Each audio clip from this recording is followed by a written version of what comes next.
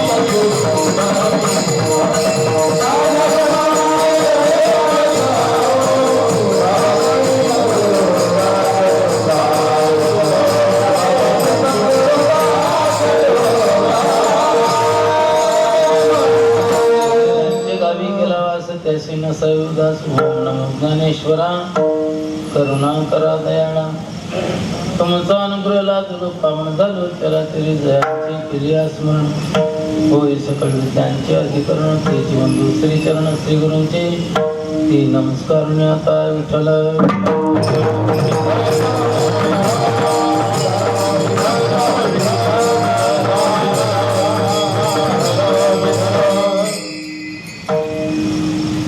सर्व मंगल मांगल्ये शिवे सर्वार्थ साधिके, शरण्ये त्र्यंबके गौरी नारायणी नमोस्तुते. या देवी सर्वभूतेषु शक्तिरूपेण संस्थिता, नमस्तस्मै नमस्तस्मै नमस्तस्मै नमो नमः. प्रस्तुत कीर्तन सेवेकरता घेतलेला आपण देहूचे सुप्रसिद्ध साधू वैराग्याची मूर्तिमंत पीठ भक्तीचे जिव्हाळे असे असणारे तुकोबाराय यांचा 4 चरणाचा अभंग असून मागणीपर प्रकरणातील आहे. या अभंगामध्ये तुकोबाराय भगवंताचं सत्य सेवेची अथवा शुद्ध सेवेची मागणी करतात.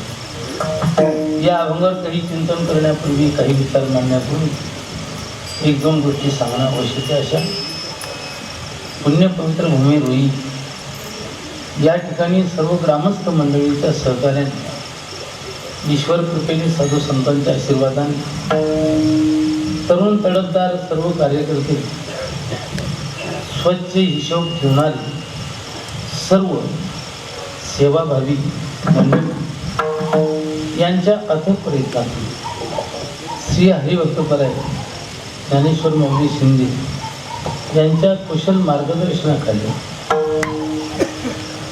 हा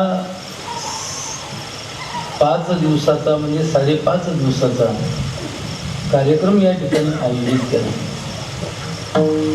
श्री संत गोमाता यांच्या मूर्ती प्राणप्रतिष्ठेचा सोहळा,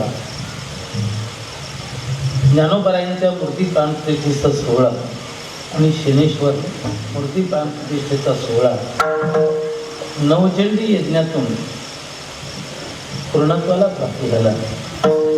या सोहळ्यासाठी खरोखर आम्ही नाथ महाराजांना पाहिलं नाही, पण नाथ महाराज कसे असतील याचं मॉडेल म्हणजे आमचे शांती ब्रह्म मारुती बाबा पुढे. त्यांना नाथ महाराजांना पाहण्याचं, नाथ महाराजांना पाहण्याचं सौभाग्य आम्हाला प्राप्त झालं नाही. तेवढे आम्ही नशीबवान नाही, पण आम्ही एवढी कमी नशीबवान नाही की त्यांच्यासारखी मूर्ती आम्हाला पाहायला भेटली नाही असंही आम्हाला म्हणता येणार नाही. तर असे शांती ब्रह्म, शांती सागर, वैरागी मूर्ती मारुती बाबा तुरेकर यांच्या हातून मूर्ती प्राणप्रतिष्ठा. त्याचप्रमाणे जनार्दन स्वामी महाराजांचे उत्तराधिकारी शांतिगिरीजी महाराज यांच्या हातून मूर्तीपूजा आणि असा हा सोहळा या ठिकाणी सुंदर रीतीने संपन्न झाला. या सोहळ्यामध्ये देवी भागवताची कथा या ठिकाणी आयोजित केलेली आहे. जी प्रवक्ते आहेत माऊली महाराज. सुंदर अशी देवी भागवताची कथा या ठिकाणी रोज संपन्न होते. या ठिकाणी सुंदर असे गायक हे गंधर्वच होते, पण काहीतरी चूक झाली त्यांच्याकडून आणि त्याच्यामुळे त्यांना स्वर्गात राहता आलं नाही. त्यांना आमच्यासाठी मृत्यू लोकात पाठवून दिले. रवी महाराज, माधव महाराज आणि इंद्रासारखे मृदुंग वाजवणारे आमचे कणशे महाराज, त्याचप्रमाणे सुंदर असे गायक सोपान महाराज, गजानन बाबा, आमचे मुळे शास्त्री आणि अजून तत्सम असलेली सर्व या ठिकाणी साधू संत मंडळी, साधक मंडळी, की ज्याप्रमाणे फुलाच्या जवळ भुंगे हे सुगंध उपभोगण्याकरता राहत असतात, त्याप्रमाणे ज्ञानेश्वर माऊली शिंदे एक फुल आहे आणि त्यांचा सुगंध, त्यांचा साधनेचा सुगंध उपभोगण्याकरता त्यांच्या सान्निध्यात राहिलेले काही साधक आणि त्या साधकांचंही या ठिकाणी मला दर्शन.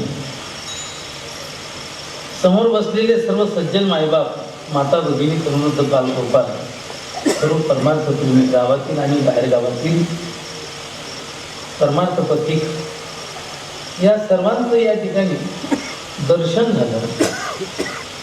मी गोमातेची कथा ऐकून भारावून गेली की खरोखर ही भूमी स्वर्गाला लाजवणारी भूमी आहे. स्वर्गामध्ये इंद्र असेल, स्वर्गामध्ये अमृत असेल, स्वर्गामध्ये कल्पतरू असेल, स्वर्गामध्ये चिंतामणी असतील, स्वर्गामध्ये कामधेनू असेल, परंतु कामधेनूपेक्षा, परिसाच्या पेक्षा, कल्पतरूंपेक्षा, चिंतामणींपेक्षा ज्यांचं देणं आघात आहे असे संत त्या ठिकाणी नाही. ते संत आहेत या रुईमध्ये.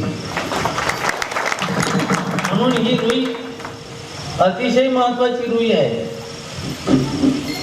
की या ठिकाणी गोमाता सारख्या संत, पवित्र ते कुळ, पावन तो देश, जेथे हरीचे दास जन्म घेते, की ज्यांचं जीवन संत मीराबाई पेक्षा कमी नाही. आणि अशा संत वृत्तीच्या गोमाता, की गोमातेचंही नाव दुसरं घेण्याची गरज राहिली नाही. गोमाता म्हणजे गोमाताच नाही का, वेगळी गोमाता अजून दुसरी म्हणायची गरज राहिलीच नाही. गोमाते की जे म्हणलं की त्याच्यात ही बी गोमाता ती बी गोमाता. अशा पद्धतीनं ज्यांचं अतिशय पवित्र जीवन, स्वच्छ जीवन आणि सर्वांच्या मनोकामना पूर्ण करण्याकरता या ठिकाणी त्या थांबल्या, या ठिकाणी त्या राहिल्या आणि या गावाला सुंदर असा वरदहस्त त्यांनी दिला. पवित्र ते गायकवाड घराणं आणि पवित्र ही रुईची भूमी, की या ठिकाणी त्या माऊलीचा जन्म झाला. मला तरी असं वाटतं की या माऊलीच्या दर्शनासाठी गुप्त रीतीने बरेच साधू संत येऊन जात असतील ते तुम्हाला माहिती नाही, खोटं नाही मला. कारण ज्या ठिकाणी असे सत्पुरुष राहतात त्यांच्या समाधीवर, आणि त्यांना सांगावं लागत नाही, त्यांना माहिती सांगावी लागत नाही. आमच्यासारख्याला माहिती सांगावी लागते, त्यांच्यासारख्याला माहिती सांगावी लागत नाही. ते बरोबर आणि फिरत फिरत येतात आणि फिरत फिरत येऊन अशी व्यक्ती ज्या ठिकाणी आहे त्या ठिकाणाची माती आपल्या कपड्याला लावून चालले जातं. म्हणून अशी ही पवित्र भूमी, आणि अशा पवित्र भूमीमध्ये एक चांगलं साधक तत्व येऊन पोहोचलं ते म्हणजे आमची शिंदे माऊली. की फुलाला सुगंध किंवा सोन्याला सुगंध. सोन्याला सुगंध म्हणजे काय बांधायचं, त्याप्रमाणे गोमाता तर या ठिकाणी सोनंच आहे. सोनं म्हणणं चुकीचं आहे, परंतु धातूमध्ये सर्वात श्रेष्ठ सोनं आहे म्हणून सोनं म्हणायचं राहतं. नाही तर सोन्याची उपमा साधूला थोडी चालते. लोह परिसाची न साहे उपमा, सद्गुरु महिमा आगाधाची. तो महिमा तर आगाध आहे, त्यांना तर उपमा कोणाचीच देता येणार नाही, परंतु कोणची तरी उपमा द्यायची म्हणून ते सोनं, आणि त्या सोन्याला लागेल सुटलेला हा एक सुगंध. म्हणून किती साधू संत येऊन गेले, किती साधू संत येऊन गेले. एवढ्या साधू संतांच्या दर्शनाला तुम्ही कुठं कुठं फिरले असते, परंतु त्या साधूंचं एकत्रित दर्शन, मला असं वाटतं की तो या रुईच्या दृष्टिकोनातून कुंभमेळाच भरला होता. रुई या पुण्यभूमीच्या दृष्टिकोनातून कुंभमेळाच भरला होता. आणि त्या कुंभमेळ्याचे महंत आमचे मारुती बाबा कुरेकर होते. ती त्यांची सुंदर असे मिरवणूक काढली. तुम्हाला सांगतो ती इतके समाधानी झाले, इतके समाधानी झाले, मिरवणूक म्हणून नाही बरं का, की या ठिकाणचं साधू तत्व किती महान आहे हे पाहून, आणि त्यांच्यावर निष्ठा ज्यांची आहे ते सर्वांना पाहून त्यांचं मन एकदम भारावून गेलं. आणि भारावलेलं मन आशीर्वाद देऊन जात असतं. म्हणून तुम्हाला सर्वांना आशीर्वाद देऊन गेले बाबा, की बस त्या आशीर्वादामुळे आता तुम्हाला काळजी कमी नाही. तर असो, किती वर्णन केलं तरी कमीच आहे. आणि कदाचित असे आरसा इतका स्वच्छ राहतो, इतका स्वच्छ राहतो की कधी कधी त्या स्वच्छ आरशाला आपल्याला आपला हात धुतलेला जरी असला आणि त्या धुतलेल्या हाताने जरी त्या आरसा पुसायचा ठरवला तरी कदाचित आपल्या हाताचा डाग त्या आरशाला लागू शकतो. त्याप्रमाणे तुम्ही इतके भाग्यवान आहात, तुम्ही इतके भाग्यवान आहात की कदाचित माझ्या वर्णनाचा मळ लागण्याची शक्यता नाही. म्हणून तो लागू नये याच्याकरता मी माझं बोलणं या ठिकाणी या दृष्टिकोनातून थांबवतो. आणि हा सोहळा अवर्णनीय, अभूतपूर्व असा हा सोहळा या ठिकाणी संपन्न झाला. सकाळी मला माऊलींचा अभिषेक करत असताना मला असं वाटलं की मी माऊलींच्या समाधीजवळ बसलोय काय. तसाच अभिषेक त्या ठिकाणी 15वा अध्याय म्हणून आणि त्या ठिकाणी करण्यात आला. मी शनिदेवाला मानतो, पण विठोबाच्या स्वरूपात मानतो बरं. कारण माझा विठ्ठल काळाच आहे आणि शनिदेव बी काळाच आहे. म्हणून त्या शनिदेवाची आंघोळ करत असताना, शनिदेवाला अभिषेक घालत असताना मला असं वाटत होतं मी माझ्या विठोबालाच अभिषेक करतो. आणि गोमातेचंही दर्शन झालं, त्याच्याने माझं मस्तक पवित्र झालं. आणि त्याच्यातून परत तुम्ही सर्व सज्जन, सर्व काळकरी ज्यांच्यामुळे या व्यासपीठाची शोभा वाढती आहे. म्हणजे या व्यासपीठाचे जे आभूषण आहेत, अलंकार आहेत, त्याच्यात सर्व बालगोपाळ टाळकरी असतील, दुसरे टाळकरी असतील, गायक वादक विणेकरी असतील, साधू संत असतील, तर हे सर्व सज्जन यांचं दर्शन ज्यांच्यामुळे म्हणजे तुम्हा सर्वांमुळे या मंडपाची शोभा वाढली आणि तुम्ही सर्वजण या मंडपाचे अलंकार झाला आणि या मंडपाला तुम्ही अलंकृत केलं, म्हणून तुम्ही सर्व माता भगिनी तरुण वृद्ध बालगोपाल सर्वांना वंदन करतो. आणि ही सेवा ज्यांच्या माध्यमातून माझ्याकडे आलेली ते आमचे निलेश महाराज.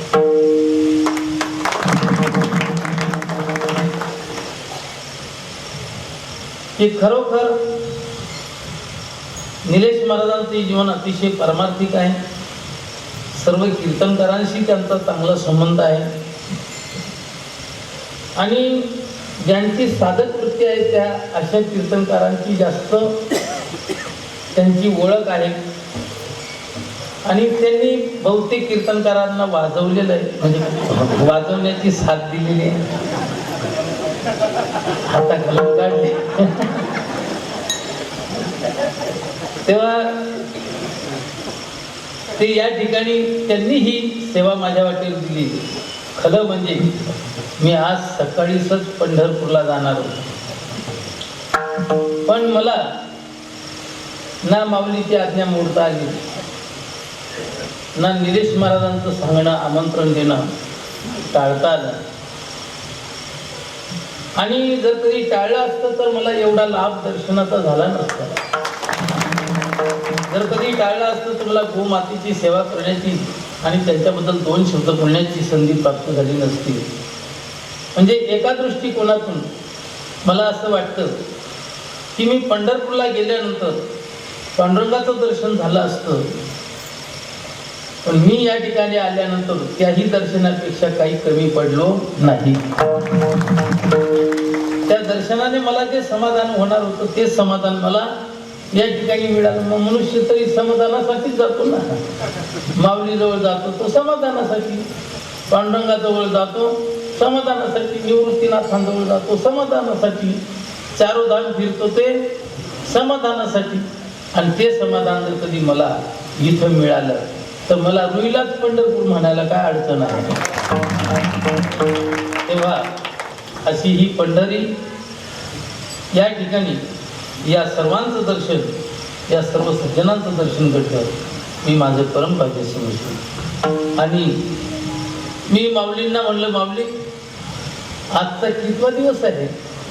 म्हणे माऊली तसं पाहिलं तर हे जागराचंच कीर्तन आहे. म्हणलं जागराचंच कीर्तन आहे, पण हा दिवसाचा जागर आहे. म्हणलं ठीक आहे, माझ्या मनात दुसरा अभंग होता, मुळे शास्त्री दुसरा अभंग मी घेणार होतो. संतपर प्रकरणाचा अभंग माझ्या डोक्यामध्ये खेळत होता. पण इथं जेव्हा मी जागराचं कीर्तन आणि उद्या काल्याचंच कीर्तन माऊलींचं आहे, म्हणलं जरा आपण गोमातेजवळ मागून घेऊ, माऊलींजवळ मागून घेऊ. शनिदेवाच्या स्वरूपामध्ये असलेला माझा विठ्ठल भगवान त्यांच्याजवळ मागून घेऊ. कारण सेवा केली ग्रामस्थांनी तर आपल्याला मागण्याचा अधिकार प्राप्त झाला. साखरी तर भाग, सेवा तर मेवा. साखरी वाचून वेतन खाणं अनुचित आहे, साखरी वाचून खाणे अनुचित वेतन. सेवा न करताना मेवा खाणं योग्य नाही. पण तुम्ही इतकी सेवा केलेली, इतकी सेवा केलेली की गोमाताच तुम्हाला म्हणते मागा, काय मागायचं. माऊलीच म्हणतायत काय मागायचं मागा. आमचे मारुती बाबाच म्हणतायत तुम्हाला काय मागायचं मागा. पण आपल्याला काय मागावं हे कळत नाही. पण संतांनी काय मागितलं हे तर निश्चित आपल्याला कळणार आहे. संतांनी जे मागितलं ते आपल्याला मागायचंय. आपण जे मागू ते परमात्मा देईल, पण त्याच्यात आपलं हित राहणार. काय राहतं? मुलगा आई जवळ विस्तू मागतो, आईने द्यावा का? मुलाला कळतं का की मी विस्तू मागितल्यानंतर जर कधी आईनं मला विस्तू देऊनच टाकला तर याच्यानं माझा अंग भाजणार आहे. मला पोळणार आहे तुम्हीच तू. त्याप्रमाणे आपण जे माईक मागणार आहोत ना, याच्याने विस्तू पोळण्यापेक्षाही कितीतरी पोळणं आहे. विस्तू जितका पोळतो ना, त्याच्यापेक्षा कितीतरी मनुष्य या माईक मागण्यातून पळून निघत असतो. म्हणून ते मागणं आपल्याला कळत नाही, ते मागणं योग्य नाही. मग संतांनी काय मागितलं, त्यांच्या पावलावर पाऊल आपण ठेवायचं. त्यांनी जे मागितलं, तुझी प्रीती अखंड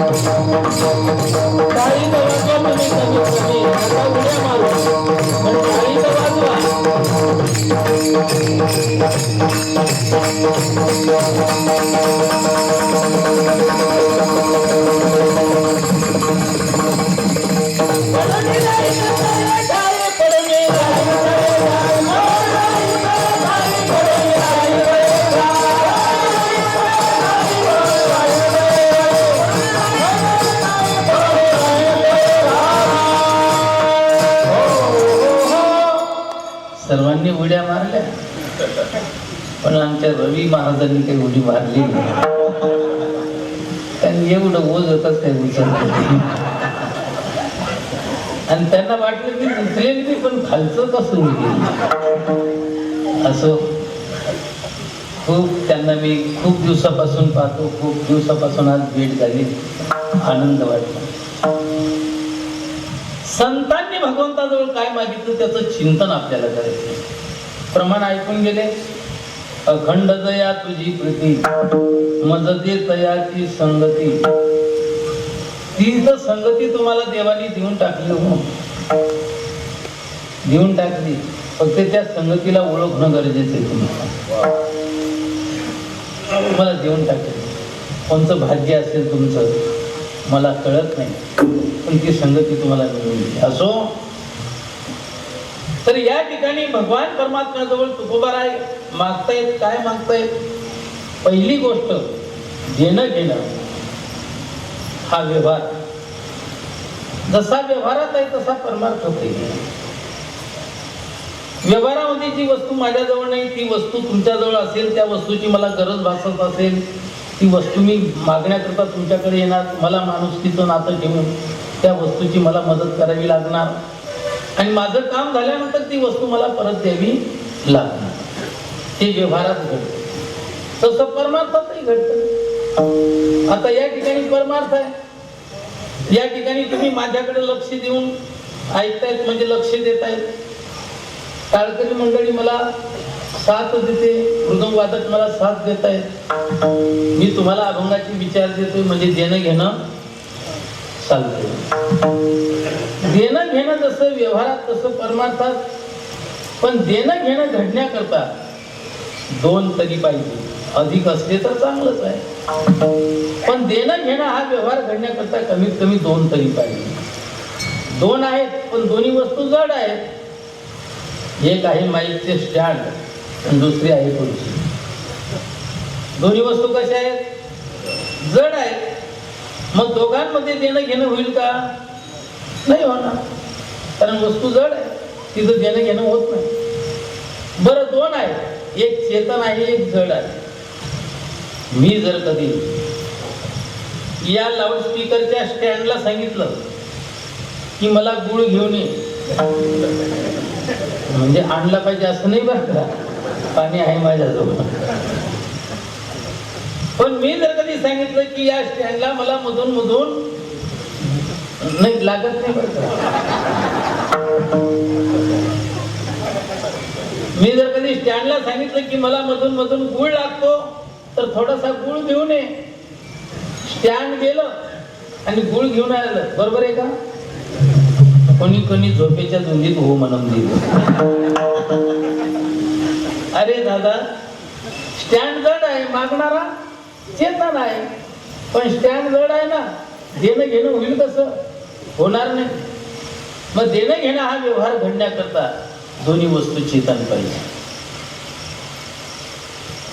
त्या वेळेला देणं घेणं घडतं.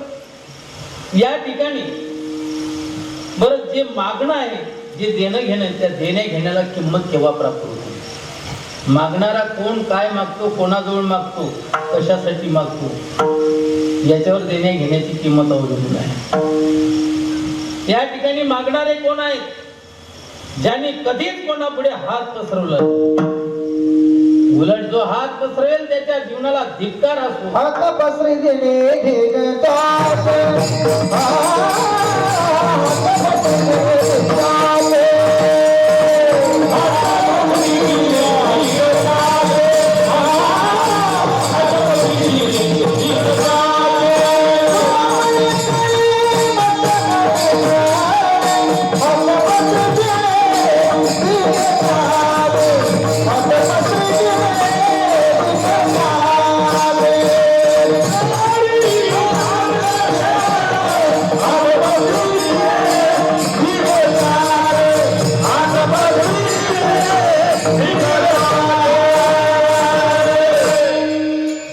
जो दुसऱ्यापुढे हात पसरवतो त्याच्या जीवनाला धिक्कार असतो.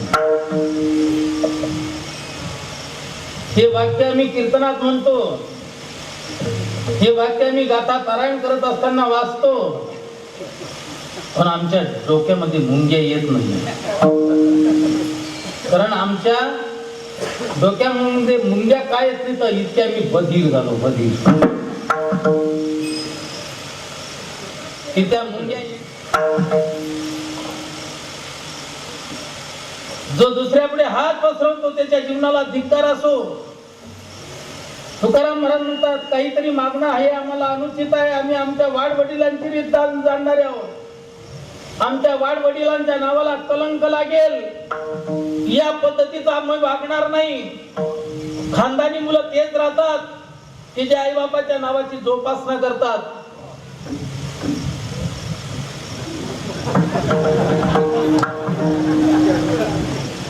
मी स्टँडला मागितलं तर भाऊ निघून ऐका जरा. खानदानी मुलं आई बापाच्या तोंडाला काळिंबा फासत नाही. आज आम्ही खानदानी आहोत का कमशील आहोत, ज्याचा त्यांनी अभ्यास करावा. एवढे कीर्तनकार झाले, एवढे प्रवचनकार झाले, एवढे भागवताचार्य झाले, एवढे रामायणाचार्य झाले, परंतु लोकांमध्ये एवढा परमार्थ पसरला. कारण मागण्याची वृत्ती वाढली, आचरणाचा कमीपणा झाला. मामासाहेब डोळ्यासमोर राहिले नाही, मारुती बाबा गुरव डोळ्यासमोर राहिले नाही, बंकट स्वामी महाराज, लक्ष्मण महाराज इगतपुरीकर हे डोळ्यासमोर राहिले नाही. मारुती बाबा कुरेकरांना 68,000 रुपये दिले आमच्या ढोक महाराजांनी. त्यांच्या 68वी साजरी करत असताना पण त्या पिशवीला हात लावला नाही. जशी ना तशी पिशवी तिला सांगितलं ती उचलून घ्या, संस्थेला देऊन टाकलं, हात लावला. म्हणून वैराग्य मूर्ती, नाही तर नुसतं वैराग्य मूर्ती नाव राहतं, कीर्तनाची दक्षिणा परत होत नाही.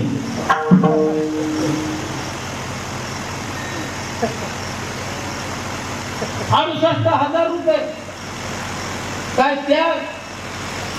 आजही तुम्हाला सांगतो, बाबांच्या नावाने तुम्ही पैसे दाखवून द्या. त्यांच्या हाताखाली घडलेले हे विद्यार्थी त्याग मूर्ती म्हणून तुमच्या आमच्या समोर दिसत आहे. असो, मामासाहेब दांडेकरांचं एक कीर्तन ऐकलं तर वर्षभर त्याचा परिणाम राहत होता. आणि मोठे बाबा म्हणायचे, आपल्या सारख्याचं कीर्तन ऐकलं तर कदाचित कीर्तनातून एखादी घेऊन जावा का काय, अशी वृत्ती तयार होण्याची शक्यता आहे. मोठे बाबांची शक्ती. एक वर्ष मामासाहेब दांडेकरांची कीर्तन डोक्यात राहायची. काहीतरी मागणं हे आम्हाला अनुचित आहे. आम्ही आमच्या वाडवडिलांची रीत जाणणारे आहोत. त्यांनी कोणापुढे हात पसरवला नाही. तुकाराम महाराजांना नजराना पाठवला तरी त्याचा स्वीकार केला नाही. मामासाहेब दांडेकरांना एक जण आला आणि म्हणायला लागला, महाराज हे 1,00,000 रुपये घ्या. त्या काळात म्हणजे 1950 साली म्हणा, नाही तर 1940 साली म्हणा, किती पैशाची दुर्मिळता होती त्या टायमाला. आणि त्या टायमाला एक व्यक्ती 1,00,000 रुपये घेऊन आली आणि म्हणायला लागली, मामा हे 1,00,000 रुपये घ्या आणि याचं अन्नदान करून टाका. मामासाहेब म्हणले, ए मी तुझा सालदार आहे का रे, तुला नाही करता येत का अन्नदान? तुझे पैसे घेऊन तुझ्या पैशातून अन्नदान करून मी तुझा काय सालदार आहे का? उचल ते पैसे, उचल. सांगितलं ना तुला उचल म्हणून, उचल. मला नको येते. तो जाता जाता म्हणायला लागला, मामा तुम्हाला 1,00,000 रुपये देणारा या काळामध्ये माझ्यासारखा कोणी भेटणार? नजराणाला स्वीकारलं नाही. काय दिला ठेवा आम्हा विठ्ठलाची बाबा, तुमचे एरवित धन ते मग मृत्तिके समान. मला खुश करण्याकरता कंठी निर्वा तुळशी. अरे जो कीर्तन ठेवतो तो माळकरी नाही जरी रासला तरी चालतो आम्हाला, फक्त तो पैसे देणारा पाहिजे. त्याच्याकडे येणारा पैसा कोंबडी फार्माचा आहे का? त्याच्याकडे येणारा पैसा कोणत्या तरी अशुद्ध कमाईचा आहे काय?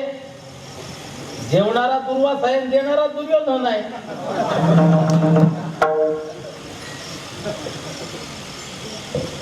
मग काय?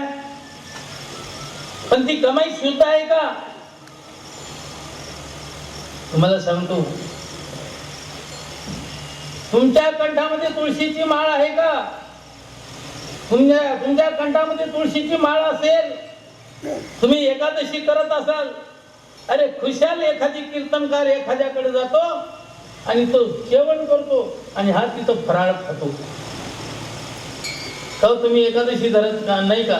मी त्या भानगडीत पडत नाही. आणि त्याच्याकडे एकादशीचं दातृत्व राहतं कीर्तनकाराचं, आणि त्या ठिकाणी कीर्तनकार लाचार खुशाल फराळ खातो आणि दक्षिणा घेऊन निघतो. तुकाराम महाराज म्हणतात, तुझ्या गळ्यामध्ये तुळशीची माळ घाल, कंठी मिरवा तुळशी, व्रत करा एकादशी राजे. तुम्ही कंठामध्ये तुळशीची माळ धारण करा, एकादशी व्रत करा. आम्ही तेने सुखी, मनात पिक्चरची गाणी मुखी नाही, म्हणा विठ्ठल विठ्ठल मुखी, म्हणवा हरीचे दास. तुका म्हणे मज हे आज, ही अपेक्षा आहे तुमच्यापासून माझे, दुसरी अपेक्षा नाही. असे तुकोबाराय या ठिकाणी मागणार आहेत, म्हणून मागण्याला किंमत आहे. कोणाजवळ मागतात? सटोक्या बटोक्याजवळ नाही मागत, 3 पाठ लोकांजवळ नाही मागत. काय देतील लोक देऊन देऊन? काय आहे लोकांजवळ देण्यासारखं म्हणून लोकांजवळ मागत नाही.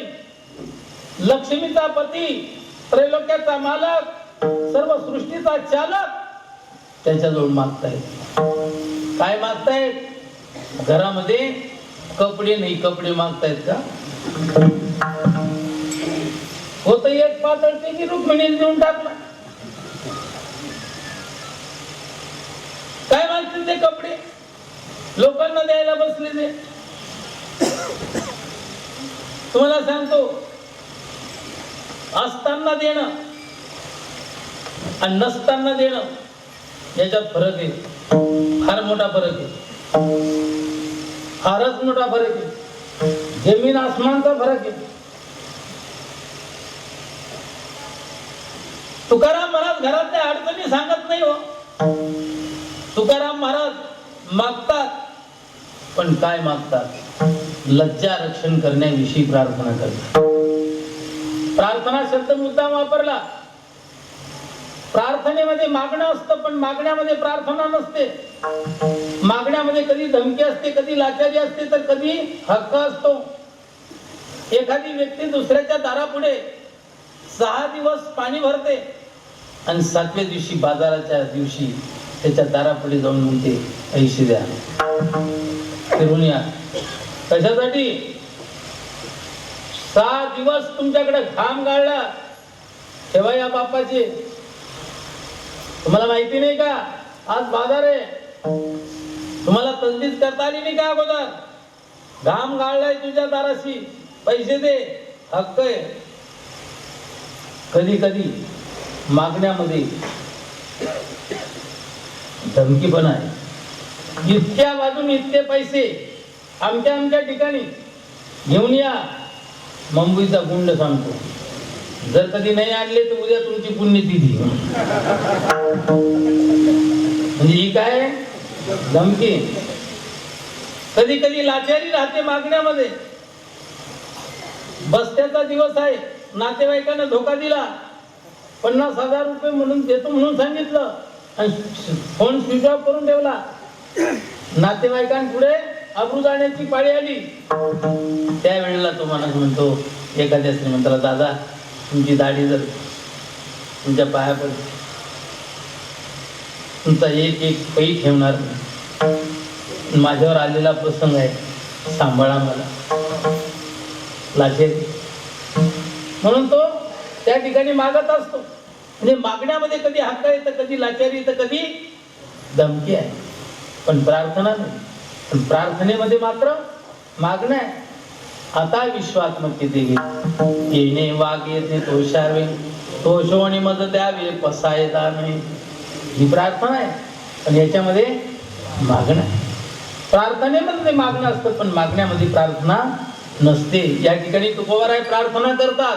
प्रार्थना 3 प्रकारे केल्या जाते, दुसऱ्यासाठी, सर्वांसाठी आणि स्वतःसाठी. या अभंगामध्ये तुकाराम महाराज दुसऱ्यासाठी प्रार्थना करत नाही. या अभंगामध्ये सर्वांसाठी प्रार्थना करत नाही. या अभंगामध्ये स्वतःसाठी प्रार्थना करतात. आणि मागत असताना डायरेक्ट मागत नाही. हुशार मागणारा डायरेक्ट मागत नाही. जातो, राम राम राम राम, बसा बसा बसा.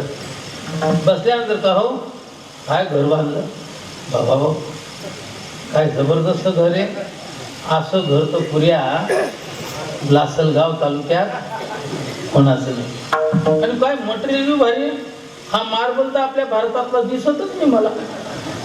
बरोबर ओळखलं तुम्ही, इटालियन मार्बल येतो. हा म्हणून तर मी म्हणलं असा भारतात नाहीये. काय सुंदर मार्बल आहे, वा वा. आणि जुडाई बी करणारा कारागीर तुम्ही शोधून आणला, एकदम भारी कारागीर आणला. वा, खरोखर तुम्ही भयंकर. सस्ता रोये बारोबार आणि मेहंगा रोये एकच बार. नाही का? जो मागडे वापरतो एकदाच रडतो ना, जो सस्ता आणतो तो बार बार रडत राहतो. तर तुम्ही एकदाच भारी काम केलं वा. आणि खरोखर तुमचे द्राक्षे मी पाहिले, एक्सपोर्ट माल. काय घस आहे. 5 किलो मध्ये एकच घस. खरोखर द्राक्ष म्हणजे द्राक्ष. शेती करावी म्हणजे तुम्ही तुमच्या शेतीमध्ये दात कोरायला काढी नाही आणि लोकांच्या शेतीमध्ये 4 महिने अंग शेकून घ्या. तुमची शेती म्हणजे शेती. वा, खरोखर तुमच्या घरामध्ये फक्त वाघिणीचं दूधच नाही, बाकी सर्व आहे. तुम्ही तर मला असं वाटतं की मीठच आणत असाल विकत फक्त मीठच आणत असाल, दुसरं काही आणण्याची गरजच नाही. भाजीपाला घरातच पिकतो तुमच्या. कोबी काय, फ्लावर काय, कारले काय, टमाटे काय, बटाटे काय, भेंड्या काय, चवळी काय, काय काय सर्व भाज्या. किती भाज्या केल्या होत्या? 108. बाबा बाबा बाबा, माझ्या करता नुसतं पाहायला तर ठेवायचं होतं दादा. हा, फोटो काढून ठेवलाय ना, तो पाहिजे मी तरी. तेवढं पाहून तरी खुशी होईल ना मला, नाही का? मी तर 56 प्रकारचे भोग पाहिले, ऐकलेले बरं का. पण इथं 108 प्रकारचे भोग होते साधू संतांना. खरं म्हणजे ही क्लिपच तुम्ही फिरवायला पाहिजे होती. असं सांगण्याचं तात्पर्य की तुमच्या घरामध्ये सर्वच काही पिकतं, तेलही तुम्ही घरचंच वापरतात. म्हणजे तेल काढून आणतात, घरचं तेल वापरता. म्हणजे तुम्हाला काहीच विकत आणावं लागत नाही, फक्त मीठच विकत आणावं लागतं. आणि तुम्ही म्हणजे या गावामध्ये लक्ष्मी पुत्र आहात. तुमच्या जवळ काही कमी नाही. आणि गावा एवढे लक्ष्मी पुत्र असूनही जिथं कमी तिथं तुम्ही, ज्या ठिकाणी गरीबाचं लग्न असेल त्या ठिकाणी तुम्ही धावून जाता. आणि ते लग्न पूर्ण झाल्याशिवाय, पैशासह पूर्ण केल्याशिवाय तुम्ही घरी येत नाही. जेव्हा तो आणून देतो तेव्हा आणून देतो, नाहीतर आणून देतो का न देतो तुमचं तुम्हाला माहिती. पण तुमच्याबद्दल कधीच काही ऐकायला मिळत नाही. असं तुमची उदारता, अशी तुम्ही मोठी. लगेच तो म्हणत असतो बाईला, ठेव चहा. बाई चहा करून आणते. हा म्हणतो काय सुंदर चहा आहे, काय सुंदर चहा आहे. असा चहा जन्मल्यापासून तर आजपर्यंत मी कधी पाहिलाच नाही, कधी पिलोच नाही. आमच्या घरचा चहा 1 कप दूध 13 कप पाणी देखील नानी टाकू टाकू पाणी. ही तिकडची भाषा बघ.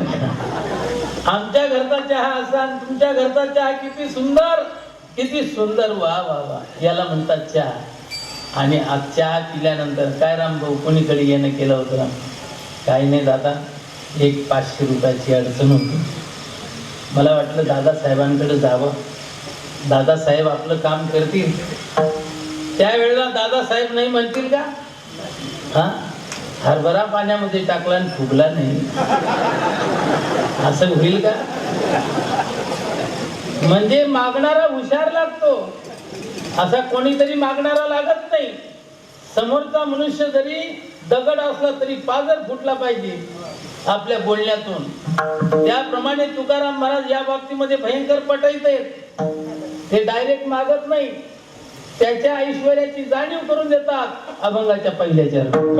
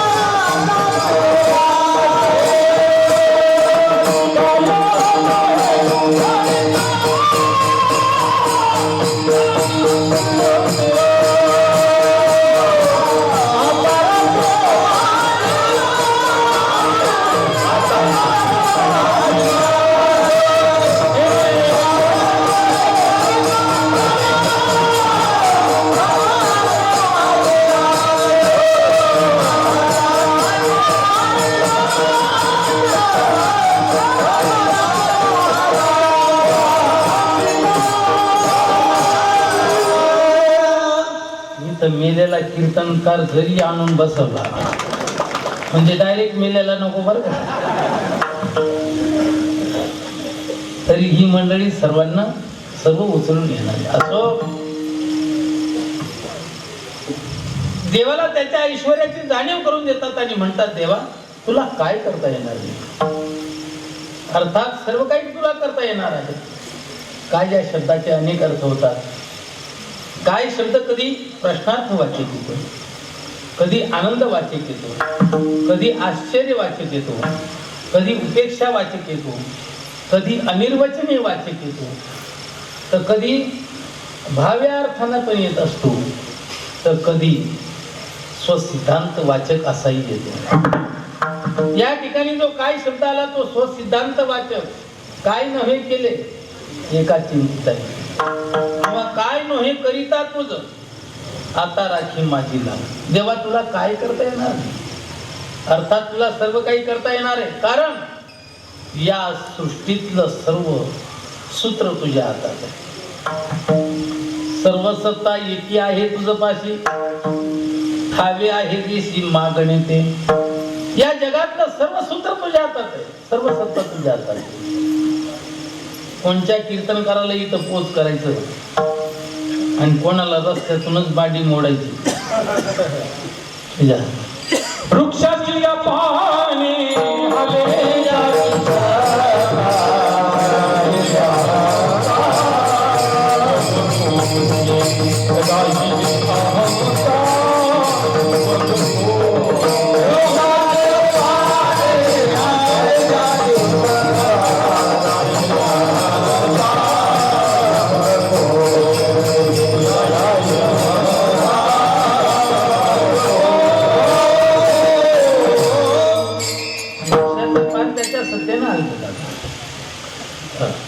तुम्हाला सांगतो, त्याची इच्छा म्हणून हा कार्यक्रम अतिशय सुंदर झाला.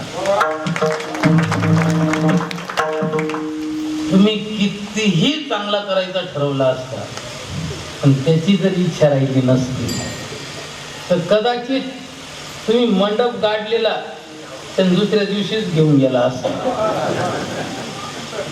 एका ठिकाणी तसंच झालं महाराज. इतका पॅक मंडप गाडलेला होता, इतका पॅक मंडप गाडलेला होता. हा तर 2.25 लाखाचाच असेल, तो जवळजवळ 10 लाखाचा मंडप होता. कसा असेल मंडप. पण तुम्हाला सांगतो, कार्यक्रम सुरू व्हायच्या अगोदरच मध्येच गौरी घुसली आणि मंडप वरच्या वर घेऊन गेली गौरी. ती त्याची शक्ती झाली. त्याच्या शक्तीचा अंदाज नाही लावता येत बर का. या वेळेला शास्त्रज्ञांनी सांगितलं होतं की दर वर्षापेक्षा 7% पाणी कमी पडेल. किती टक्के वाढी पडला भाऊ. अरे तुम्हा आम्हाला धाब्यावर ठेवलं त्याने. तुम्हाला सांगतो, कधीच माणसाने असं म्हणू नये की आम्ही विजयश्री खेचून आणली, आम्ही विजयश्री खेचून आणली. कधी छाती फुगून चालू नये, कधी आपल्या ढुंगणावरून अंगारबत्त्या ओवाळू नये.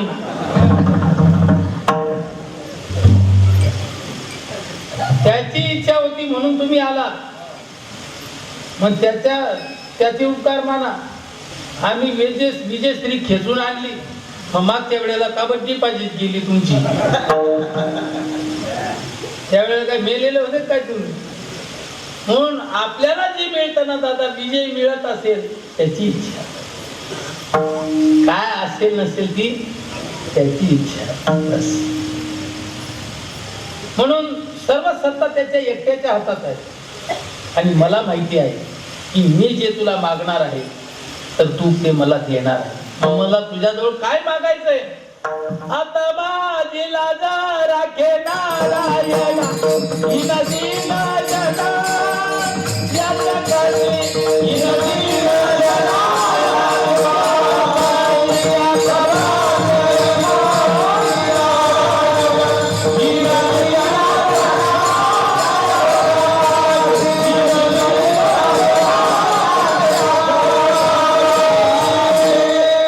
माझी लाज राख.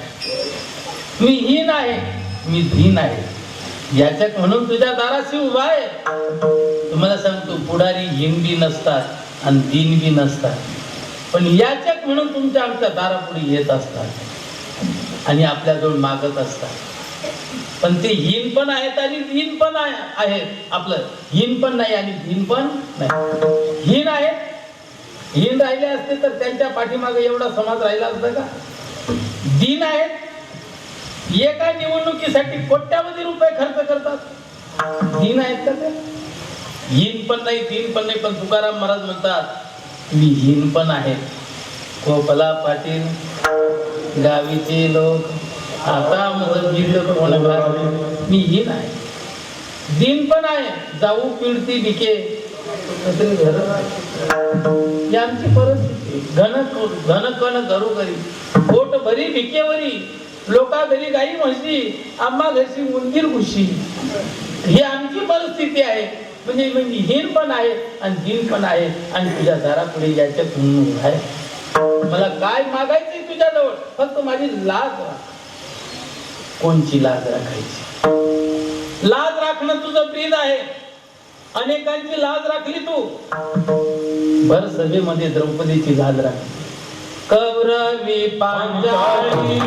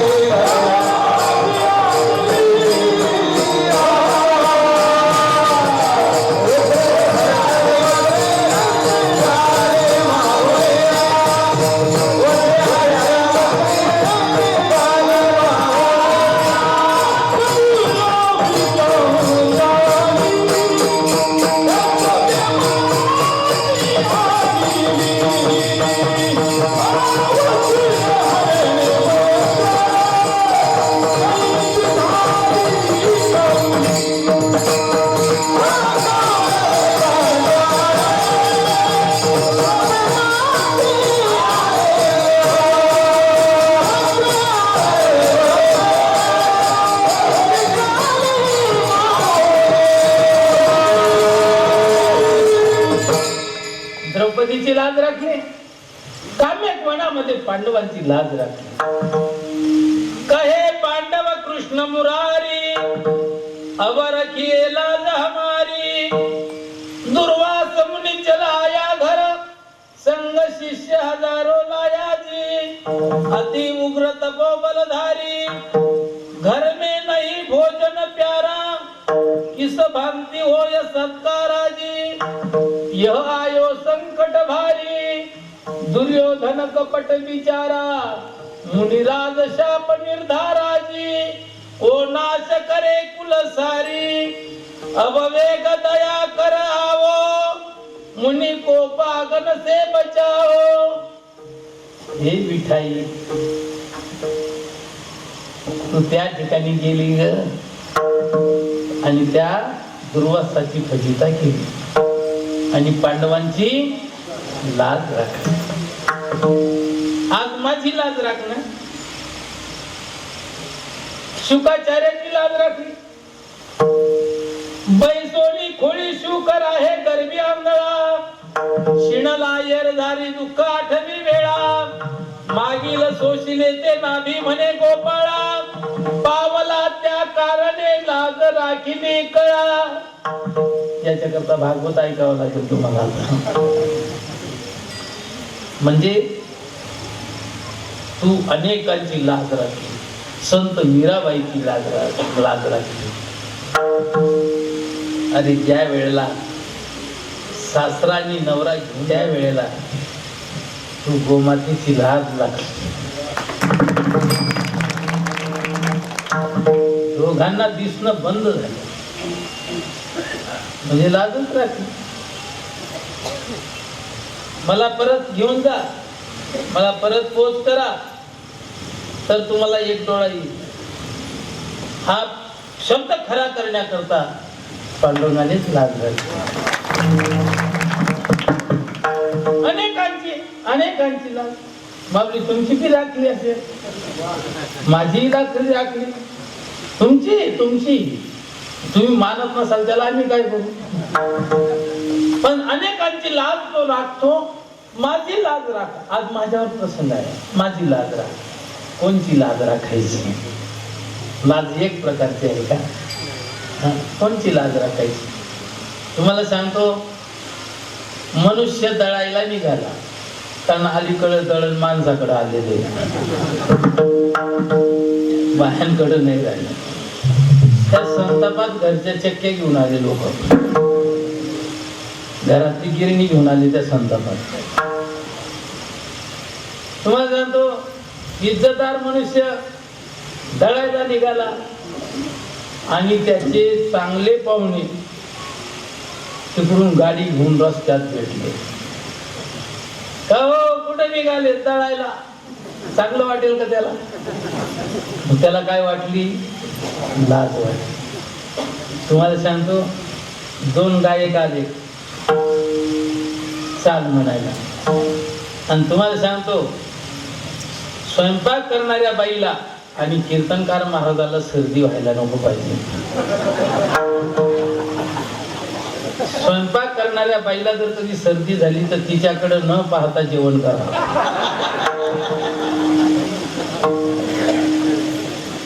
कीर्तनकाराला जर कधी सर्दी तर त्याच्याकडे न पाहता खाली माना घालून कीर्तन ऐका. दोन्ही गायक आले बिचारे, आणि एकाला सर्दी झालेली आणि त्याला शिंक आली. शिंक आल्यानंतर बरंच मटेरियल बाहेर पडलं आणि पुसायला धोतर बी नव्हतं, सोपान मारत असायचीच पॅन्ट होती.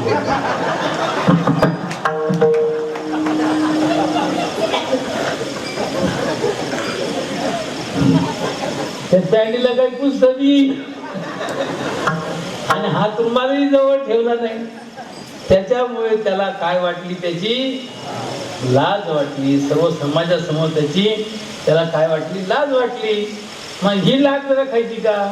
लाज एक प्रकारची आहे का? नाही, अनेक प्रकारची लाज आहे. सांगत बसलो तो माझी चालली जाईल.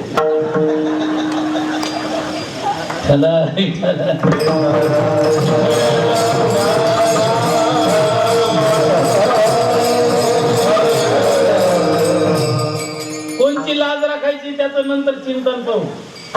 तूर्त तुकोबाराय भगवंताला म्हणतात की माझी लाज राख. तुझ्या ठिकाणी काय तुला करता येत नाही. कर्तुम अकर्तुम अन्यथा कर्तुम शक्ती तुझ्याजवळ आहे. तू समर्थ आहे, तू समर्थ आहे. मी कसा आहे? मी कसा आहे? अभंगाच्या दुसऱ्या चरणात मी तो अपराध करासे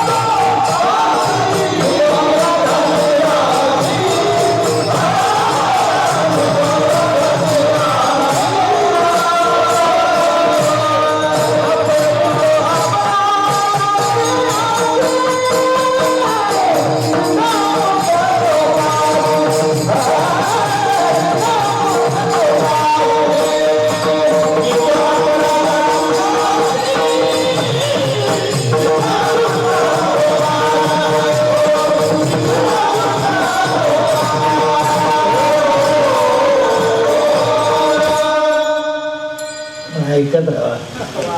खूप गोड आहे, खूप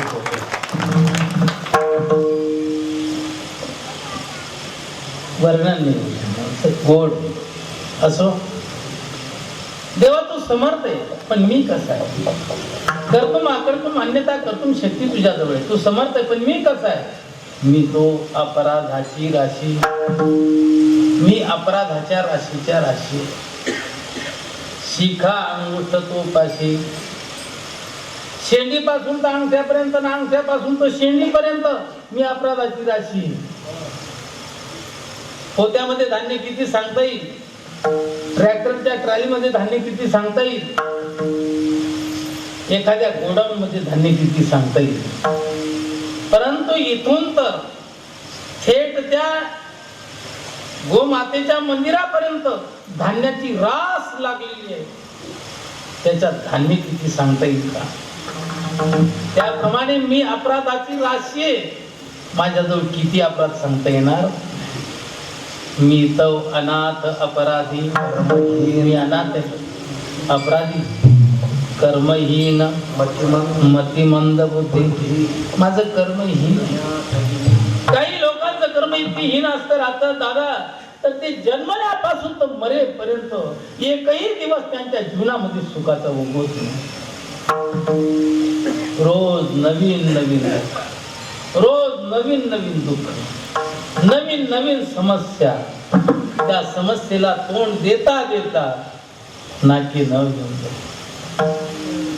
कधी कधी त्याला वाटतं की बस या समस्येला तोंड देण्याकरता आता एकच पर्याय उरला, तो म्हणजे जग सोडून जायचं. दुसरा पर्याय उरला. असं काहीच जीवन आहे.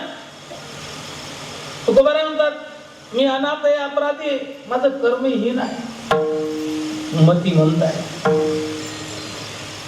काही काहींची मती इतकी मंद राहते दादा. आमचे गोंडे गावकर जयराम बाबा सांगत असतात, एकाचं लग्न होऊ नये पण झालं मोदी लाट मध्ये येऊन गेला.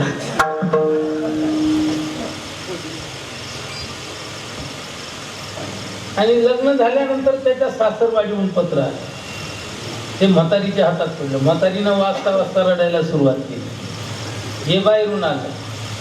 म्हातारीला म्हणायला लागलं, आई का बरं रडते? म्हणे पत्र आलं. कुठून आलं? तुझ्या सासरवाडीने. वाईट का बरं? बरंच आलेले. मग रडते का बरं? अरे तुझ्या हातून सत्यनारायण ठेवलाय त्यांनी. मग जाईल ना, बाई तर तिथंच आहे, जाईल मी, करेन सत्यनारायण. अरे पण तुला कीर्तनात कसं बसावं याची अक्कल नाही. खाताना का मांडे घालू, उद्या कोणाशी कसं बोलावं, कोणाशी कसं बोलावी, करण्याशी कसं वागावं याची तुला अक्कल नाही. आतापर्यंत झाकलेली मूठ 1.25 लाखाची आणि आता ती उघडी होणार. त्याच्यामुळे मला रडायला येतं. माई, मी तिथं गेल्यानंतर कोणाशी कसं बोलायचं मला त्याचं ट्रेनिंग दे. बरं बाबा, ट्रेनिंग देते तुला. हे पाय, तुझ्यापेक्षा जे लहान असतील त्यांना आशीर्वाद द्यायचा. त्यांना विचारायचं कितवीला जातो? खूप शिक, खूप शिक, खूप अभ्यास कर, मोठी नोकरी प्राप्त करून घे, आई बापाचं नाव वाढव, गावाचं नाव वाढव आणि जीवनाचं कल्याण करून घे. जे तुझ्या वयाचे असतील, जे तुझ्या डाईचे असतील त्यांना राम राम करायचा. त्यांना विचारायचं लग्न झालं का? झालं असेल तर काय घेतलं, घेतलेल्यामध्ये काय काय केलं वगैरे विचारायचं. जे तुझ्यापेक्षा मोठे असतील त्यांना नमस्कार करायचा. त्यांना विचारायचं मुलं किती, मुली किती, किती मुलींचं झालं, किती मुलांचं झालं, मुलींना काय लावलं, मुलांचं काय घेतलं, जिरायत किती, बागायत किती विचारायचं. ट्रेनिंग द्यायला सुरुवात केली. महिनाभर गाडीत बसेपर्यंत, डबल बेल होईपर्यंत. आणि त्याच गाडीनं येणारे जावे बापू असा निरोप सासऱ्याला, आणि सासरा त्याच गाडीला बरोबर स्टँडवर घेण्याकरता जावे बापूला. आणि सासरान यांची नजरानजर झाली आणि दोघांनी एकमेकाला राम राम केला. आणि यांनी पहिला प्रयोग सासऱ्यावर केला. राम राम राम राम. आणि सासऱ्यालाच म्हणतो, का हो तुमचं लग्न झालं? आणि बावळट, माझं लग्न झालं नसतं तर तुझा नंबर कुठं लागत होता रे? तू का म्हणे आईशी चाहून जगणे परादेवा, चाहून जगणे परादेवा.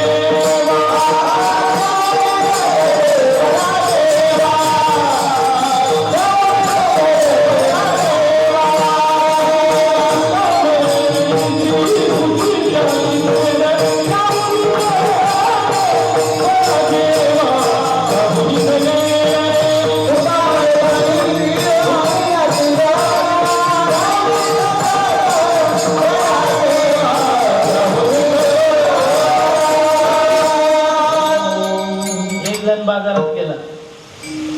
बाजारात त्याची बायको गेलेली, ती कांदा बटाटा घेत होती आणि हा बाजारात गेला आणि त्या बाईकडे असा एक टक लावून पाहत होता. पापणी खाली पडू देत नव्हता, अजिबात इकडे तिकडे आवाज आला तरी पाहत नव्हता. सारखा एक टक लावून बायकोकडे पाहत होता.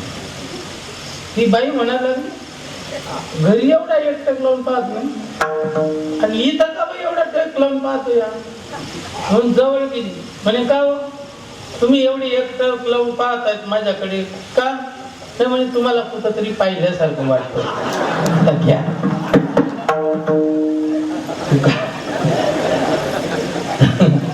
तू का म्हणे आईसी बुद्धी ज्याची जड. आमच्या पाठशाळेमध्ये एक वर्ग आहे बरं का बाबा, तो कंप्लेट आषाढी पासून तर आतापर्यंत देवाची ज्वारी भोगतोय.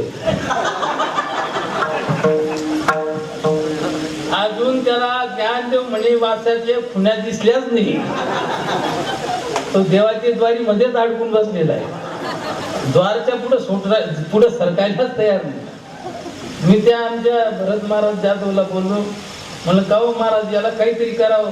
म्हणजे माऊली आता माझी बुद्धी त्याच्या पुढे चालली, माझी बुद्धी तिथं काही काम करत नाही. म्हणजे कर्महीन मतिमंद बुद्धी तुझं न्या आठविले नाही कधी. वाची कृपानिधी माय बापा नाही ऐकिले गायले गीत. धरली लाज सांडिले हित, नावडे पुराण बैसले संत. केली बहुत परनिंदा, नाही केला करविला परोपकार. नाही दयाली पीडिता पर, करू नये तो केला व्यापार. वाहिला भार कुटुंबाचा, नाही घडले तीर्थाचे भ्रमण. पाहिला पिंडकर चरण, नाही संत सेवा घडले दान. पूजावलोकन मूर्तीचे, असंग संग घडले अन्याय. बहुत अधर्म उपाय, न कळे हित करावे ते काय. नये बोलू आठवते. किती अपराध. देवा मी चांडाळ चांडाळ म्हणता लागता हे वेळ. नसे पाहता भूमंडळ, ऐसा अमंगळ खळ दुसरा. आता हा वरून अभंग पाहून द्या. असे बरेच अभंग आहे तुकोबारायांचे. पण तुकोबाराय तसे नव्हते, त्यांचं जीवन धुतलेल्या तांदळापेक्षाही स्वच्छ. पण हे आपलं वकिली पत्र घेतलेले त्यांना. म्हणजे मी असा आहे की मी तो अपराधाची राशी शिखा अंगुष्ठ तो पाहिजे. मी अपराधाची राशी माझ्याजवळ किती अपराध सांगता येणार नाही. शेंडीपासून तर अंगठ्यापर्यंत मी अपराधाची राशी. एवढ्या करताच मी तुझी प्रार्थना करतो अभंगाच्या 3ऱ्या चरणातून.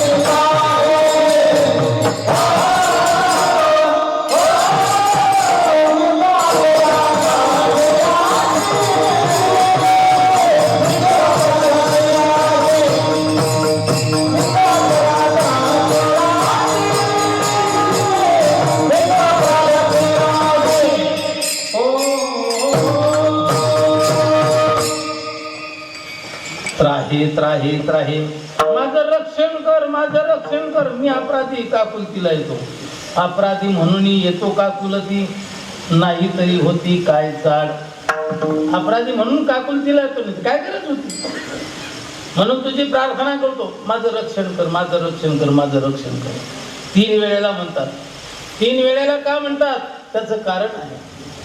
1 वेळा म्हणतात माझं कामापासून रक्षण कर, 1 वेळेला म्हणतात माझं क्रोधापासून रक्षण कर, आणि 1 वेळेला म्हणतात माझं लोभापासून रक्षण कर. कारण हे तिन्ही विकार जोपर्यंत तुमच्या अंतःकरणामध्ये जागे आहेत तोपर्यंत परमात्म्याची भेट होणार नाही. हे तिन्ही जीवी जव जागती तववरी निकियाची प्राप्ती, माझे कान नायकती देवोई म्हणे. जोपर्यंत हे तिन्ही विकार तुमच्या आमच्या अंतःकरणामध्ये जागे आहेत तोपर्यंत तुम्ही कीर्तन केसरी जरी असाल,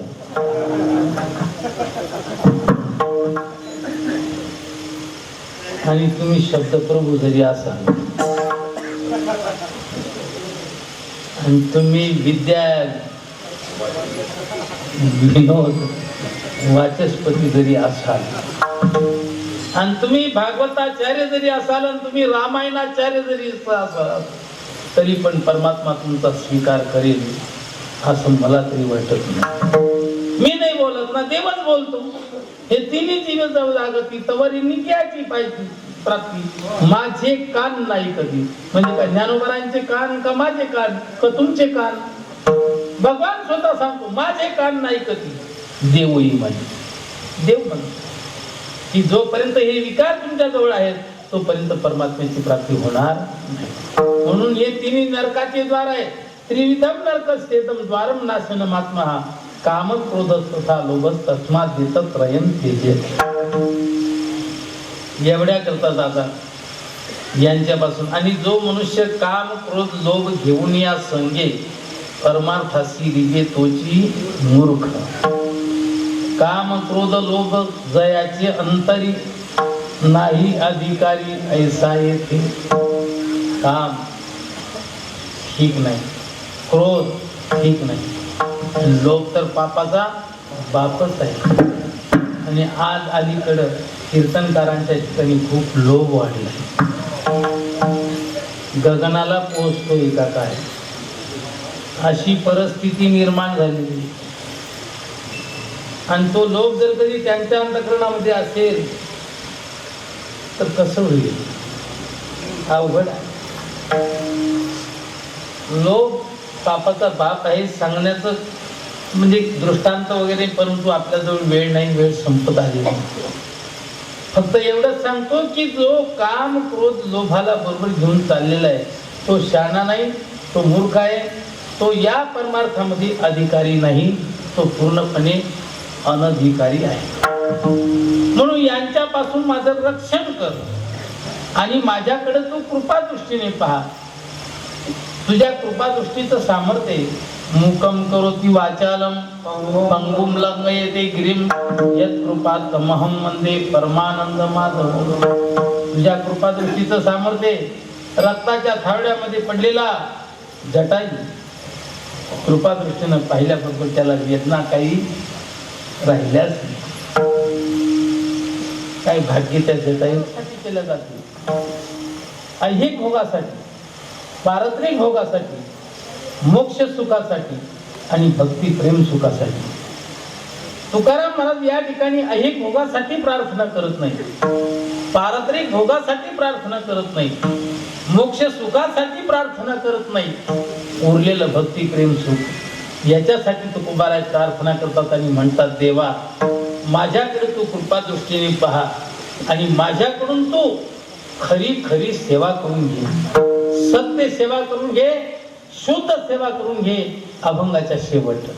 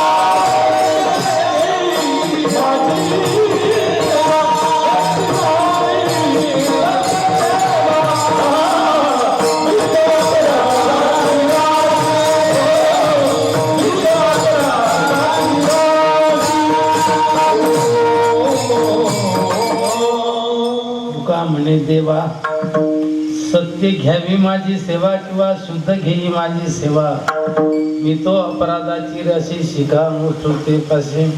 देवा माझ्याकडून तुम्ही खरी खरी सेवा करून घ्या.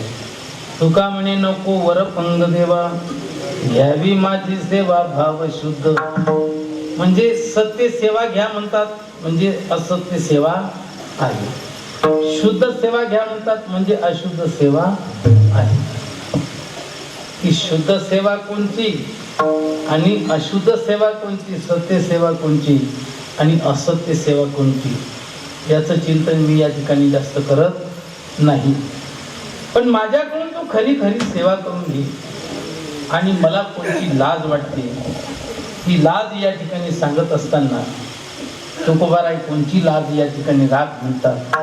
तर ते चिंतन आपल्याला 5 मिनिटाच्या आत करायचं आणि सेवेला पूर्ण विराम द्यायचा. तत्पूर्वी मोठ्या प्रेमाने हाताने टाळी आणि मुखाने नामस्मरण करायचे. जेवढे माणसं आहेत सर्वांनी हात वर करा. असतील माणसं त्यांनी फक्त डोबार कुंकुमा, डोबार कुंकुमा,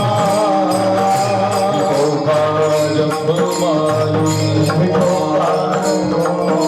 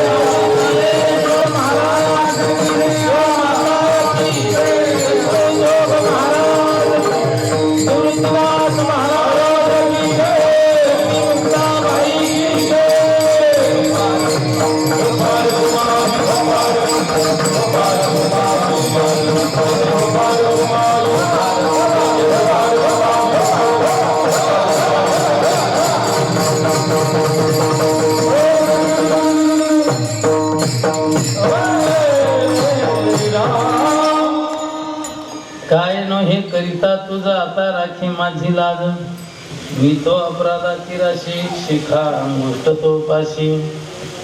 देवा माझी लाज राख. कोणची लाज राखायची? तुला सर्व काही करता येतं. काय करिता न हे तुझं, तुला काय करता येत नाही.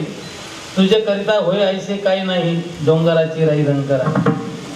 तुझं करिता होय ऐसे मूढ चतुर पंडित पिशे, करीशील तरी नो हे काही, राईचा डोंगर पर्वत राई, आपली करुणेची साई करीवाई मधुवरी.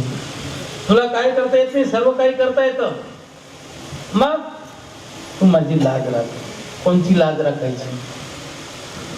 तर तुकाराम महाराज म्हणतात, मी तुझा खरा दास नाही, पण लोकांमध्ये माझी प्रसिद्धी झाली. नो हे दास खरा, तरी हा झाला से डांगोरा. यासी काय करू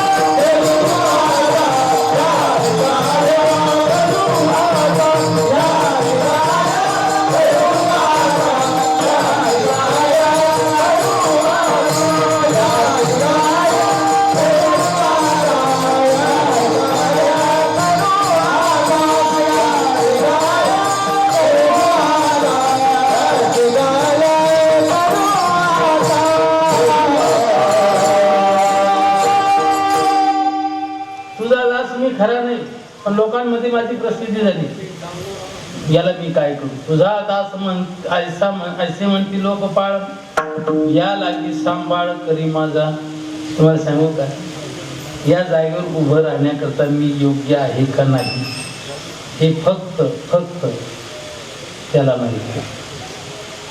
तुम्हाला कोणालाही माहिती, कारण मी इथं गण बडबड चांगली करतो, पण माझे खरे धंदे कोणचे तुम्हाला माहिती. वरून कांजीचे कपडे पण आतून बरेच लफडे. वरून खूप आहे, खूप. तुम्हाला सांगतो, जाऊ दे, आलं होतं तोंड्यासमोर पण आता मागं टाकून दे तुम्हाला, जाऊ नाही आता नाही. तेव्हा खरं म्हणजे आपलं माहिती आहे, मन जाणे पापा तुका म्हणे माय बापा. हा अभंग वाचा कसा गोड आहे, खूप गोड आहे. मायला माहिती माझा बाप कोण आहे, आणि मन जाणू शकतं की तू पापी आहे का पुण्यवान. मन जाणे पापा तुका म्हणे माय बापा. म्हणून तुकाराम महाराज म्हणतात, माझं मला कळतं ना, मी किती पाण्यात खेळतो ते, मी किती पाण्यात खेळतो हे मला कळतं. आणि मज ते हसतील संत, जिही देखील ती मूर्ती म्हणत, म्हणून उद्रे गेले चित्त, हाच भक्त ऐसा दिसे. म्हणून माझं चित्त उद्वेगाला प्राप्त झाले, मी तुझा खरा दास. तुम्हाला सांगू का, आपल्याला वाटतं की रवी महाराज गायन करतायत, पण जर कधी समोर खूप राग रागिणीचे तज्ञ बसलेले असतील, तर त्यांच्यामध्ये म्हणत असताना जर कधी एखादी स्वर चुकला एखाद्या रागाचा, तर समोरचे माणसं त्यांच्या पुढे तुम्ही गात असताना तुम्हाला काय वाटेल? लाज वाटेल का? सुंदर वाजवतात कणसे महाराज, परंतु जर कधी कोणता मुखडा चुकला, कोणची उतरणी चुकली, कोणची उठावणी चुकली, कोणता रेला चुकला, कोणची लग्गी चुकली, हे जो त्याच्यातला तज्ञ आहे त्याला कळेल. आणि त्यांनी नुसता असा हात करून दिला तरी पाणी पाणी होऊन, म्हणजे तुम्हाला त्याची काय वाटेल? लाज. मी जर कधी चांगल्या सुज्ञ श्रोत्यांसमोर आपला सिद्धांत बोललो, तर त्यांनी नाक जर कधी मुरडून टाकलं तर माझं पाणी पाणी होतं. बाकीच्या लोकांसमोर काही बी लाटून येता येत, पण सुज्ञांसमोर नाही लाटता येत काही बी. म्हणजे तसं माझी गोष्ट झालेली आहे. मी संतांच्या समाजामध्ये ज्या वेळेला बसतो ना, त्यांची भक्ती पाहून आणि त्यांचं तुझ्याबद्दलचं प्रेम पाहून मला लाज वाटते. म्हणून तुझी शुद्ध सेवा करण्याकरता, तुझी सत्य सेवा करण्याकरता आणि तुम्ही तुझी खरी खरी सेवा घडण्याकरता मला फक्त प्रेम पाहिजे. कारण प्रेम असेल तर चांगली सेवा घडेल. प्रेम असेल तर मनुष्य घड्याळकडे पाहणार नाही. प्रेम असेल तर ज्ञानेश्वरी वाचताना कंटाळा येणार नाही. प्रेम असेल तर जप करताना कंटाळा येणार नाही. देवाचं कुठलंही कार्य करताना कंटाळा येणार नाही. जसे आपल्या पोराचे पपी घेताना कंटाळा येतो का भाऊ? नाही ना. किती वेळा पप्पी घेतो, किती वेळा पप्पी घेतो तरी त्याला कंटाळा येत नाही. परंतु देवाला गंध लावत असताना त्याला कंटाळा येतो आणि अशी उघडलेली गंध ओळी असं धरतो ना, असा शिन पडून देतो. प्रेम असेल तर सेवा करताना कंटाळा येत नाही, आणि प्रेम जर कधी नसेल तर कंटाळा आल्याशिवाय राहत नाही. आपला टाइम संपलेला आहे, म्हणून मी याच्यावर जास्त चिंतन करू शकत नाही. पण देवा, तुझ्याजवळ फक्त तुझी खरी सेवा घडण्याकरता, सत्य सेवा घडण्याकरता, शुद्ध सेवा घडण्याकरता मला प्रेम दे.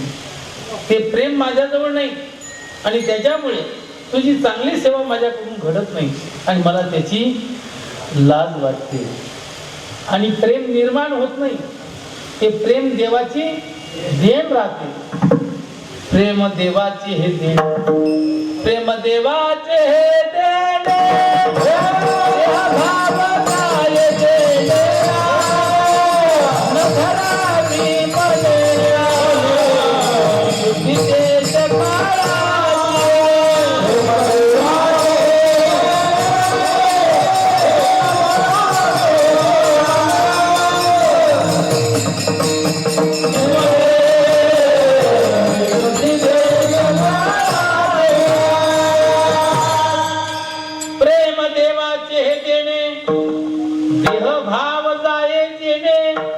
न धरावी मने विदेश काळाची. देश काळाची. अशा प्रकारचं जे प्रेम आहे तोच देऊ शकतो. म्हणून ठाकलो शेद्वारी उभा याचक भिकारी, मज भीक काही देवा, प्रेम भातुके पाठवा. मला प्रेम, प्रेम असलं ना, प्रेम मिले तो सब मिले, नाही तो फुकट. सबसे ऊंची प्रेम सगाई, सबसे ऊंची प्रेम सगाई, सबसे ऊंची प्रेम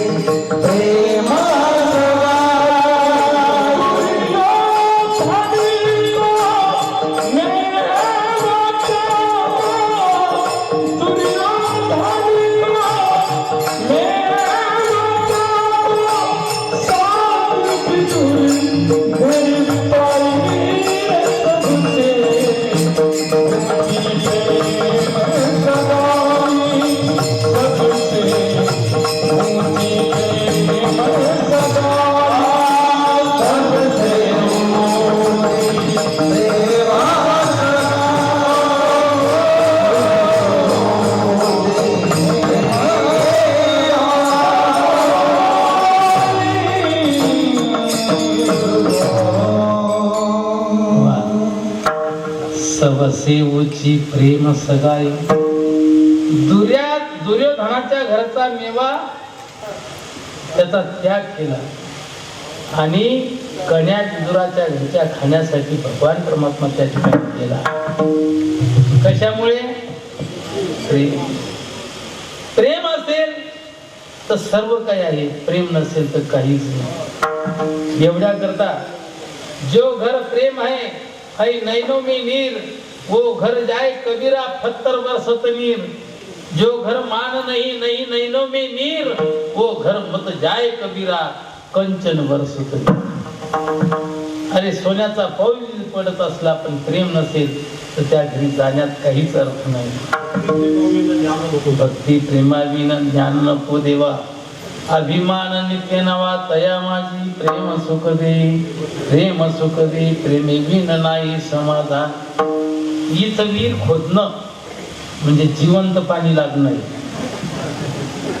म्हणजे इकडून नळ येतो, इकडून नळ येतो, इकडून नळ येतो, विहिरीतलं पाणी काही संपत नाही. त्याप्रमाणे इकडून प्रमाण येतं, इकडून प्रमाण येतं, इकडून प्रमाण येतं, सर्व झऱ्याच्या ठिकाणी विहीर येईल. आणि झऱ्याच्या ठिकाणी विहीर असल्यामुळे तुम्हाला सांगतो संध्याकाळपर्यंत बी कमी पडणार नाही. संध्याकाळपर्यंत देखील कीर्तन होऊ शकतं, कारण प्रमाणांचे झरेच एवढे आहेत तर काय कमी पडणार आहे. कारण एक प्रमाण म्हणलं की 15 मिनिटं गाडी पुढे सरकते, एक प्रमाण म्हणलं की 15 मिनिटं गाडी पुढे सरकत राहते. तेव्हा किती प्रमाण आहे तिथं. म्हणून दादा, जीवनामध्ये प्रेम पाहिजे. प्रेम असेल तर कंटाळा येत नाही. म्हणून मला प्रेम दे, ते प्रेम नसल्यामुळे संत लोकांचं तुझ्याबद्दलचं प्रेम पाहून, संत मीराबाईचं तुझ्याबद्दलचं प्रेम पाहून, संत गोमातेचं तुझ्याबद्दलचं प्रेम पाहून मला वाटायला लागलं की मी यांच्यामध्ये शोभत नाही. यांच्यामध्ये शोभण्याकरता, यांच्या पंक्तीत बसण्याकरता मला तू प्रेम दे. आणि प्रेम दिलं की मग माझी भक्ती संत गोमाई सारखीच होईल आणि माझी भक्त संत मीराबाई सारखीच होईल आणि माझी भक्ती संत कबीरा सारखीच होईल आणि माझी भक्ती सर्व संतांसारखीच होईल. म्हणून एवढ्या करता मला प्रेम दे, दुसरं काही देऊ नको. आणि ती खरी सेवा माझ्याकडून घडत नसल्यामुळे लाज वाटते, प्रेमा वाचून सेवा घडत असल्यामुळे ती लाज माझी राखायची. मग ती लाज राखण्याकरता मला प्रेम दे, दुसरं काही नको देऊ. आपण सर्वजण गोमातेच्या जवळ प्रेम मागूया, ज्ञानोबारांजवळ शनिदेवाजवळ प्रेम मागूया, सर्व संत मंडळीजवळ प्रेम मागूया आणि देवाजवळ तेच मागूया. दुसरं काही मागायचं नाही, काही मागू काही खरं नाही. होतं हे काय मागायचं दादा? तुम्हाला सांगू का, शनिदेवाचं दर्शन घेतलं दादा मी, त्याला मी म्हणलो नाही की माझ्या पाठीमागची शनी काढून घे.